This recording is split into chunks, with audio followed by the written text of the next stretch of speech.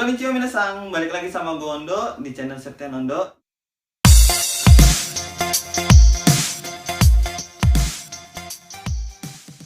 Di video kali ini gue bakal sharing, bakal ngasih tahu ke teman-teman semua. Gue kasih tahu gimana sih caranya belajar bahasa Jepang. Mulai dari mana sih belajar bahasa Jepang. Jadi ada 4 set aksara yang diperlukan dalam penulisan dan penggunaan pada bahasa Jepang. Oke, jadi ini dia yang tadi gue bilang 4 set aksara yang digunakan dalam penulisan bahasa Jepang. Jadi yang pertama ada hiragana, yang kedua ada katakana, yang ketiga ada kanji, dan yang keempat ada romaji.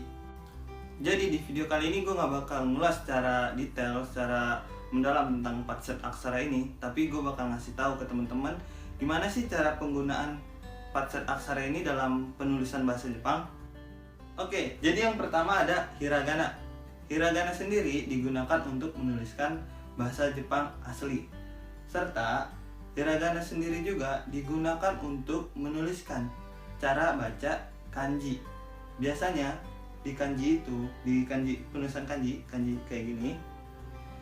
Jadi di atasnya itu ada tulisan hiragana yang biasa disebut furigana. Nah, itu yang dipakai itu dalam kanji adalah hiragana. Berikutnya, hiragana sendiri juga digunakan untuk menuliskan kata benda, kata sifat, dan keterangan waktu. Hiragana juga digunakan untuk menuliskan partikel pada kalimat bahasa Jepang.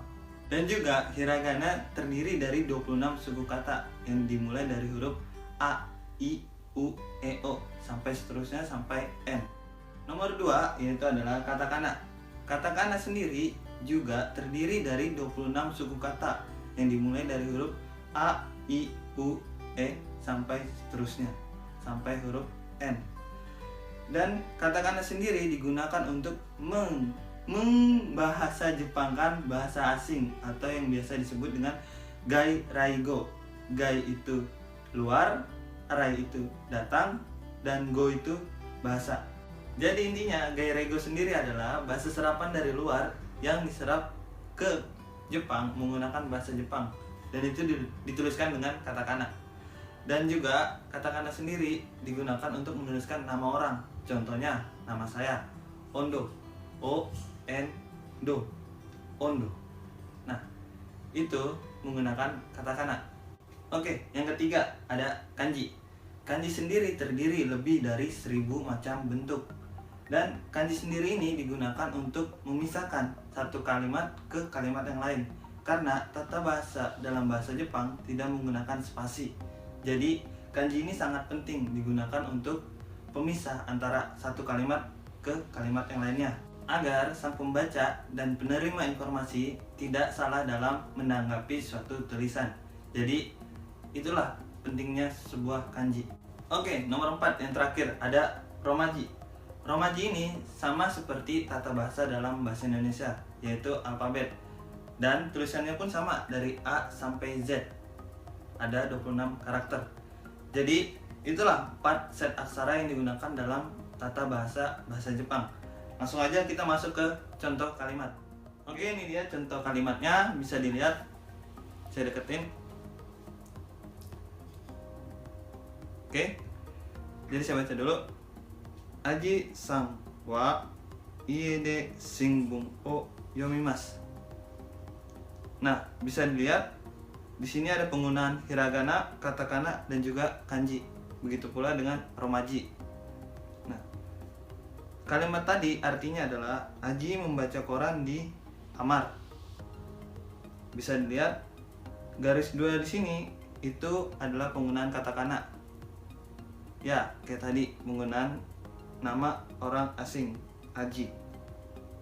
Selanjutnya yang garis merah atau juga tulisan huruf merah itu adalah hiragana. Bisa dilihat.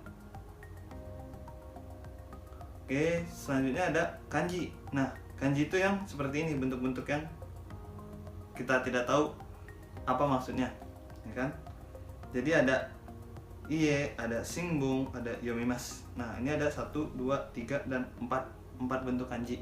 Ini baru sebagian kecil dari kanjinya.